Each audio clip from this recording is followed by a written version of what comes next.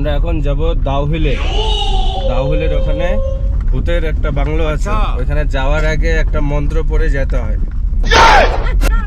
সবাই জানেন ওই মন্ত্রটা, বলেন ভূত আমার ভূত, পেতনি আমার ঝি, সবাই বলেন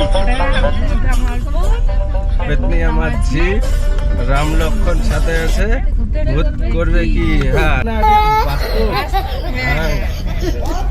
হ্যাঁ, যাবেন না?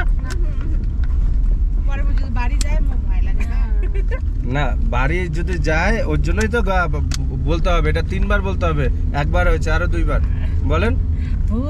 সবাই সবাই সবাই একসাথে জোরে জোরে, ভূত আমার ভূত, পেতনি আমার ঝি, রাম লক্ষণ সাথে আছে, হ্যাঁ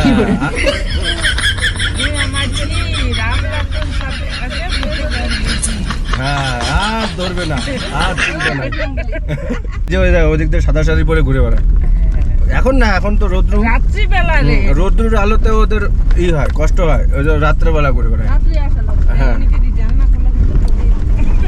না, জানলাতে ঢুকবে না, আমার ভিতরে ঠাকুর আছে না, ভগবান বাইরে বেরোলে ঢুকতে পারে, গ্যারান্টি নাই।